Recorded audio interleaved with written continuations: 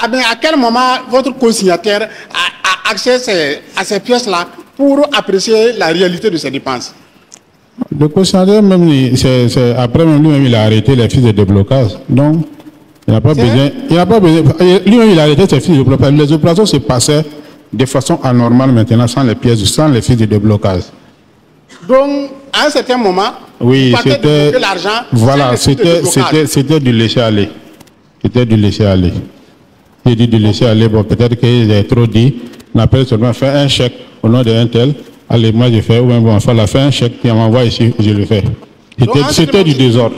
Donc, à un certain moment, vous avez sous votre responsabilité la gestion des milliards de l'État et il y avait le laisser-aller. Donc, à un certain moment, il n'y a plus de fiche de déblocage qui permet de suivre et d'apprécier la réalité des dépenses. Donc, vous faites les chèques, vous partez déposer et on débloque l'argent et tout est parti. C'est ça. Alors, après le retentissant procès du 28 septembre 2009 en Guinée-Conakry, nous voici face à un nouveau scandale qui secoue l'administration publique, cette fois au Burkina Faso. Dans cette vidéo, vous serez plongé dans les échanges intenses entre Amidou Tiénian, gestionnaire de compte au ministère de l'Action humanitaire, et les membres du tribunal. L'accusé admet des détournements de fonds publics à hauteur de milliards de francs CFA, mais révèle également un système bien huilé de complicité et de laxisme institutionnel. Entre chèques frauduleux, manipulation de documents et absence de contrôle rigoureux, les détails de ce procès exposent les rouages d'une corruption profondément ancrée. Cette audience n'est pas seulement le procès d'un homme, mais celui d'un système défaillant.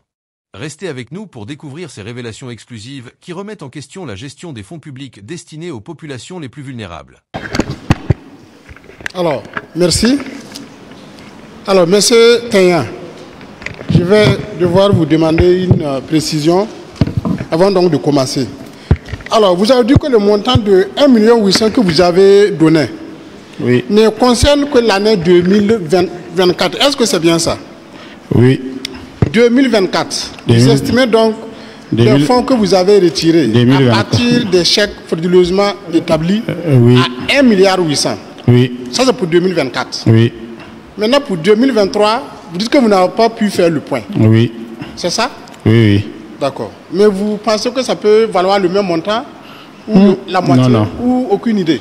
Non, non. Ce qui est certain, il y en a également eu en 2023. Oui, oui. D'accord. Merci.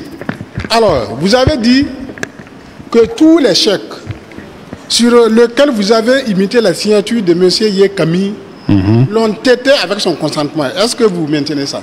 Oui. Je le maintiens. Parce que et c'est à chaque fois qu'il est absent qu'il vous permet d'imiter sa signature. C'est bien ça? Oui. Qu'est-ce qu'il vous dit exactement? Est-ce qu'il vous donne le montant à mentionner? Non, non. Il ne donne pas le montant. Qu'est-ce qu'il vous dit exactement? Il n'est pas là, il vous dit, monsieur Tiénian, je ne suis pas là, prenez un chèque de 10 millions. Non, les activités peuvent venir après lui. Comment? Les activités peuvent venir après lui. Et souvent, il y a des fournisseurs. Oui, je sais, attendez. Moi, je parle des sommes que vous avez retirées. Oui. Pas en exécution d'une activité, mais pour vous la partager, les sommes en question. Je parle donc de ces sommes-là, de ces retraits-là. Les retraits où vous êtes partagés. Oui. Est-ce qu'on se comprend? Voilà, les activités normalement exécutées là, vous laissez ça d'abord. Après, on va en venir. Mais pour le moment, je vous parle de chèques où vous avez retiré uniquement pour vous partager, vous et M. Yekami. Oui. Qu'est-ce qu'il vous dit exactement? Qu'est-ce qu'il vous dit exactement? Est-ce qu'il vous donne le montant? Et ensuite, il vous dit, vous pouvez imiter ma signature et aller toucher. Non, si c'est oui, il donne le montant. Parce qu'il y a l'expression des besoins qui laisse. Il donne le montant. Oui, oui. Il donne le montant. Oui. Et il vous dit d'imiter sa signature. Voilà, au cas où il n'est pas là. Oui. Attendez, on va être assez précis. Vous avez dit, toutes les fois où vous avez imité sa signature, il n'était pas là. Est-ce que c'est bien clair? Est-ce que c'est ça? Oui. D'accord. C'est ça que je vous dis. Chaque fois, c'est à son absence que vous imitez sa signature. Et vous dites qu'il est chaque fois informé. Mais peut-être que vous ne me comprenez pas. Oui. Son absence dans le bureau. Dans le bureau. Et souvent s'il est en mission. Donc son absence dans le bureau. Oui, il peut être absent. Il peut être absent au bureau, mais il est à Ouaga. Il n'est pas en mission. Oui, à Ouaga, il n'est pas en mission. Mais il est à Ouaga. Et sur l'appel, voilà, je parle de tous, je parle lui remettre. Voilà, donc je vous dis que je vous parle uniquement des fonds retirés, pas en exécution d'une activité, mais pour vous partager. Donc il vous appelle, il vous dit, prenez tel chèque, allez-y toucher, imitez ma signature. J'ai besoin de ça, oui. Vous avez besoin de ça. Oui. Et vous prenez, vous partez toucher, vous revenez, vous partagez la somme. Oui, parce que moi je sais que j'ai gagné quelque chose. D'accord.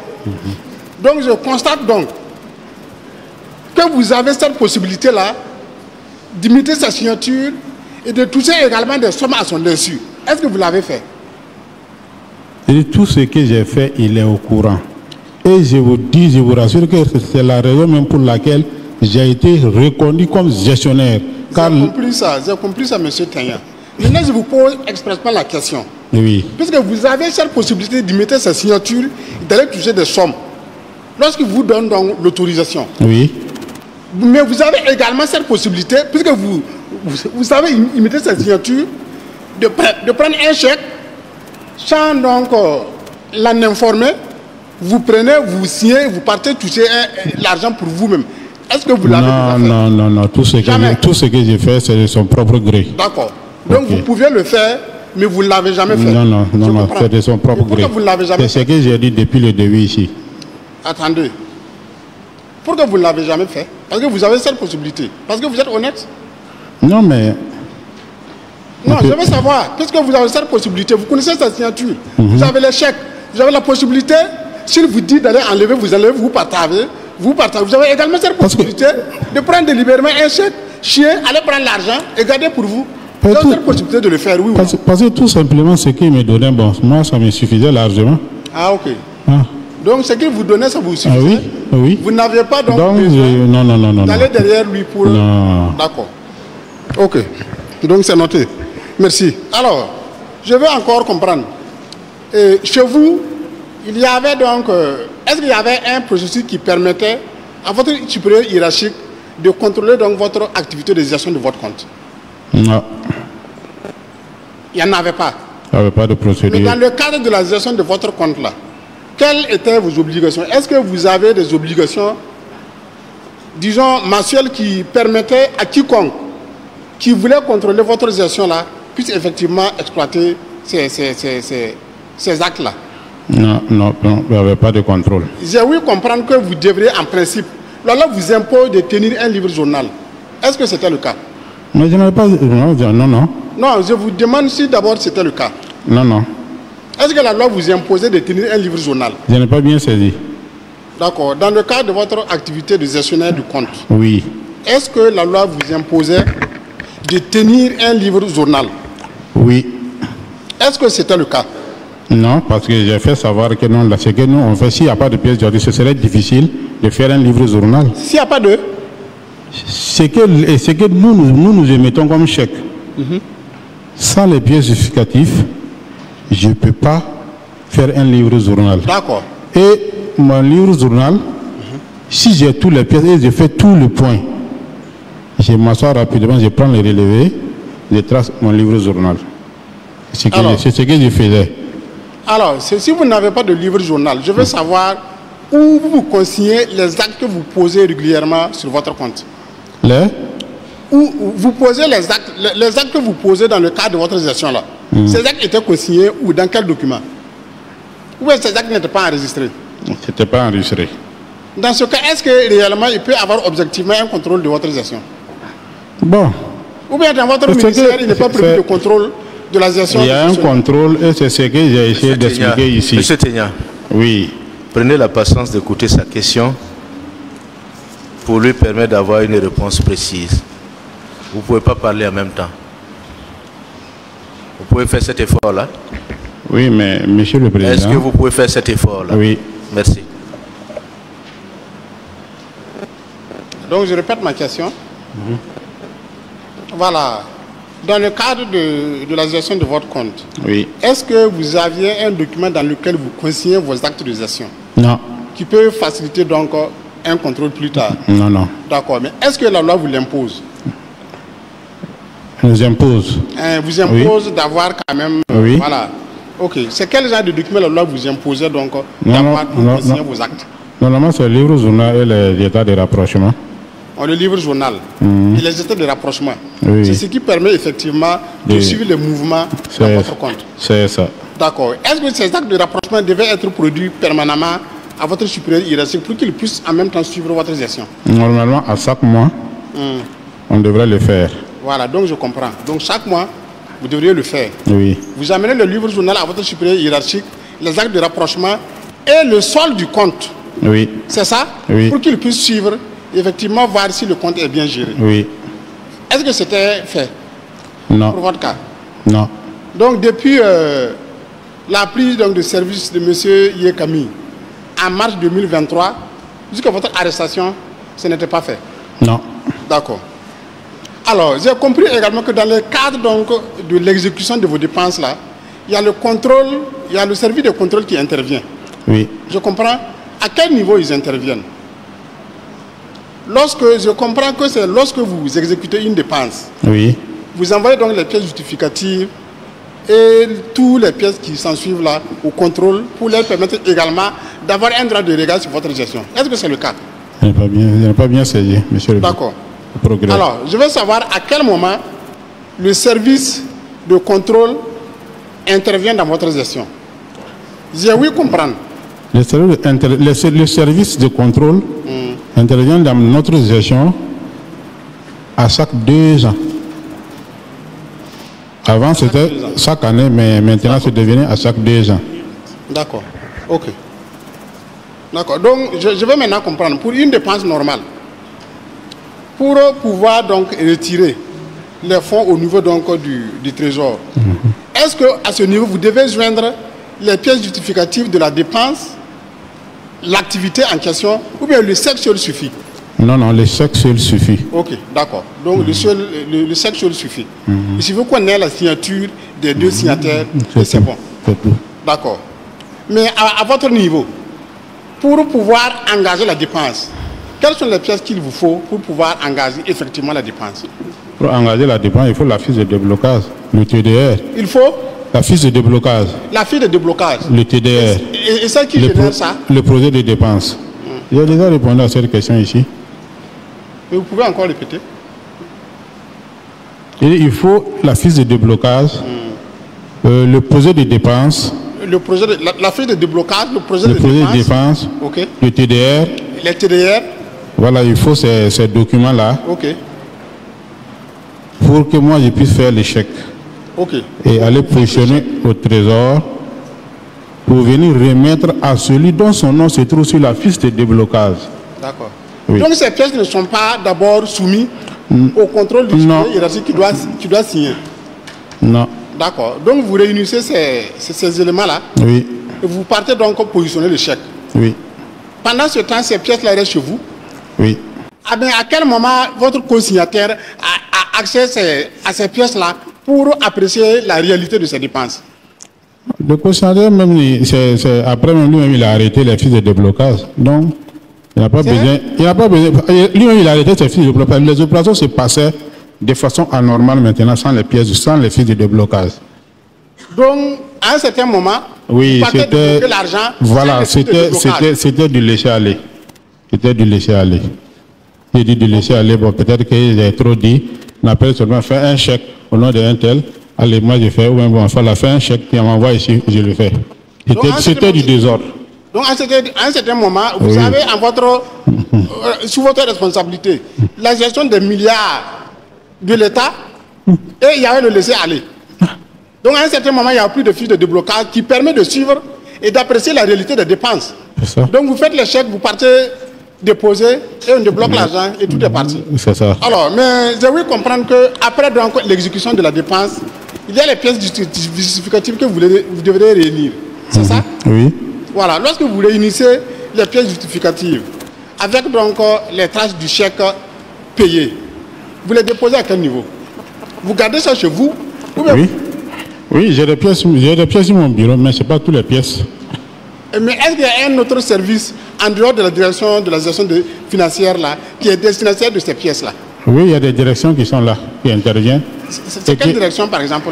Par exemple, il y a ces pièces-là. Il y a DGSA. Il y a DGSA, direction de l'action humanitaire. Ok. Voilà. Direction générale de l'action humanitaire. Ok. Il y a ST-REVI, il y a ST-RSU. D'accord. Bon, il y a plein de directions. Oui. Si les choses fonctionnaient normalement, tous ces services-là, c'est des services qui pouvaient permettre d'avoir un regard sur la gestion. Normalement. De telle sorte à interpeller s'il y a quelque chose qui ne va pas. Normalement. Mais pour votre cas, ce n'était pas le cas. Non. Votre service-là, ce n'était pas le cas. Non. Avant, on faisait une répartition par direction. Avant, on faisait une répartition par direction. Okay. Telle direction doit avoir tant de francs, telle direction doit avoir tant de francs. Et en ce moment, c'était difficile de fonctionner dans les désordres. Et c'était propre. Mais après, quand il y a Camille qui est arrivé, il n'y a plus ça. Hein. Alors, j'ai eu comprendre que les chèques là, il y a un montant limité pour les paiements par chèque. C'est combien? Et au trésor? Oui, au trésor. Au trésor, avant c'était 10. Maintenant, ils sont venus, ils ont limité à 20. À 20? Oui. C'est à partir de quelle année ils ont ramené le plafond à 20? Non, c'est le 2023-2024 là. Parce que, oui, c'est 2023-2024. D'accord, donc, mais au-delà de 20, c'est forcément par virement bancaire? Et au-delà de 20? Oui. Je n'ai pas bien saisi. Ok, je dis le montant plafonné pour les retraits par chèque. Oui. Vous dites que c'était de 10 millions, mais en 2023, on a ramené ça à 20. Oui. Est-ce que c'est bien ça? Oui. D'accord, au-delà de ce montant, comment on peut procéder donc au retrait? Par virement bancaire? Bon. Monsieur le procureur, de façon très simple, je vous explique comment mon entrée a été facilitée au trésor. Comment mon entrée a été facilitée au trésor? Votre entrée? Oui. Pour pouvoir, parce que c'est sur appel téléphonique. J'ai eu à aller positionner. Est-ce que ça va nous aider? Non, j'explique pour vous, peut-être que vous allez me comprendre. Monsieur le procureur, comme il tient à donner cette précision, voilà. Merci, allez-y. Allez-y. Sur appel téléphonique de DGF, j'ai eu à aller m'asseoir au trésor, ils ont positionné 200 millions pour moi. 100 millions, ça a été fait. Et souvent plus de ça. Il appelle seulement et je parle, on me dit d'aller faire. Bon, pour quelqu'un qui peut aller... C'est par chèque? Ah oui, par chèque. Pour quelqu'un. Donc on vous a positionné 200 millions, vous êtes allé retirer par chèque? Oui. Je suis allé, c'est un lot de chèques. Ah, un lot de chèques? Ah, c'est un lot, oui. Donc le cumul fait 200 millions? Voilà. Ok. J'ai eu à faire ça. Bon, pour ça, il faut 30 millions, si ils n'ont pas besoin de position. Finalement, quelle est la réponse que vous donnez à ma question? Au-delà de 20 millions, comment on procède au retrait? Avec nous, souvent, ils partent à 30 ou à 40, souvent. Donc avec vous, vraiment, il y avait des exceptions sur toute la ligne? Bon, s'il y a des exceptions, je ne peux pas trop m'acharner sur ça. Non, j'ai cru comprendre qu'au-delà de 20 millions, les paiements se font par virement bancaire. Est-ce que c'est ça? Souvent, je vous explique, je peux faire des virements bancaires. Et le DGF me dit d'aller annuler, d'aller au trésor, annuler, ça fait des chèques, aller négocier. Pourquoi on positionne pour moi? Pourquoi on positionne pour que j'envoie? Et pourquoi ça? Le virement bancaire là n'est pas... Il trouve que ça prend du temps. Donc rapidement, si c'est un fournisseur qui lui-même il connaît, ou bien c'est son fournisseur, bon, moi je ne sais pas, on me dit je cours rapidement, je passe, je le fais au trésor et puis j'envoie. Parce que je suis en train de faire un peu le ratio entre ce qui a été donc décaissé en 2024 et le montant autorisé à chaque retrait. Imaginez 10 millions. En 2023, vous avez... Non, en 2024, vous dites qu'on avait amené le plafond à 20 millions. 20 millions pour avoir 1,8 milliard, il faut combien de chèques? Et en combien de jours? Je vous dis qu'avec ça, avec nous, ce n'était pas respecté. D'accord. Donc je vais comprendre, est-ce que dans votre collaboration avec M. Yé Camille, là, Oui. où vous dites que vous autorisez à imiter sa signature pour retirer de l'argent au fin de partage entre vous, est-ce que vous avez également par moment fait les retraits là frauduleux par virement bancaire? Non. Jamais. Non, non. Ok. D'accord. C'est sûr. C'est sûr. C'est seulement sur le double. C'est pas seulement sur le double. C'est le double. Alors. Si vous permettez un instant, hein, Oui. on va revenir sur un aspect d'une question que vous avez posée. Pour un chèque des chèques cumulés d'un montant de 200 millions, vous avez eu des facilités pour pouvoir effectivement bénéficier d'un déblocage, c'est ça? Positionnement. De positionnement. Oui. Comment est-ce que vous justifiez ça? Non, non. Ça, c'est dans le cas des trucs là. Indemnisation des victimes de l'insurrection.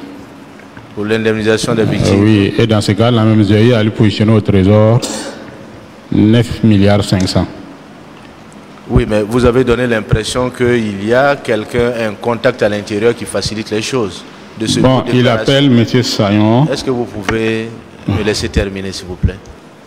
Vous avez donné l'impression ici, dans vos déclarations, qu'il a une personne à l'intérieur qui facilite effectivement les opérations pour vous.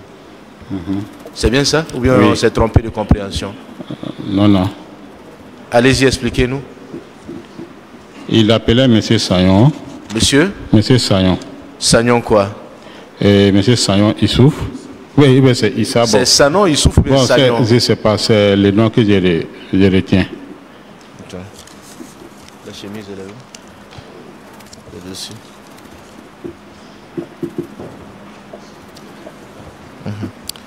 Monsieur, son nom, s'il vous plaît? Bon, c'est Sayon, je retiens. M. Sayon. Sanon ou bien Sagnon? Sayon. Est-ce que vous pouvez épeler?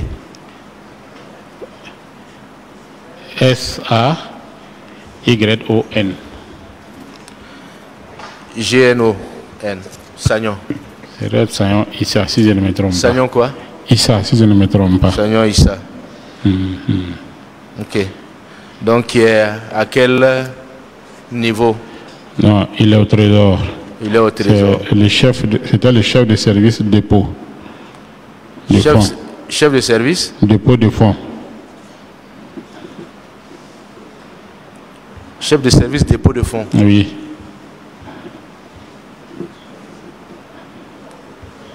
Ok. Je peux continuer? Vous voulez ajouter quelque chose? Oui. Allez-y. Il appelle pour que je parle le voir. Si je parle le voir, il me dit d'aller voir un tel. Donc, Donc Monsieur Yé. appelle Sayon. Oui. Il me dit d'aller voir ses agents. Un de ses agents. Un de ses agents. Qui lui s'appelle comment? Bon, monsieur Lankwande. Monsieur Lankwande. Oui, oui. Lankwande quoi? On l'appelle Lankwande. Je ne me rappelle pas de son... Bon, ça doit pas être difficile de le retrouver. Voilà. Ok. Vous voulez ajouter autre chose? Oui, non, non. Oui, je parle le voir et puis lui, il positionne. Ok. Voilà. Donc, lorsque vous allez voir M. Sagnon venant de la part de M. Yé Camille, Oui, oui. M. Sagnon vous réfère à M. Lankwande. Voilà, si c'est des montants, des gros montants de 100 millions, de 100 millions, ainsi de suite. Voilà, mais les petits montants, 30 millions, 40 là, directement, on part voir M. Lankwande. Et les opérations sont facilitées pour vous. Oui. Monsieur le procureur, il est à vous pour vos questions. Merci, Monsieur le Président. Je veux déjà avoir des éléments de compréhension. Monsieur Thénia Amidou. Ce procès n'est pas une simple affaire judiciaire, mais le reflet d'un problème systémique qui gangrène les administrations publiques. À travers les aveux d'Amidou Tiénian, ce sont des pratiques alarmantes qui sont exposées. Détournements massifs, complicité au sein des institutions et un manque criant de mécanismes de contrôle et de transparence.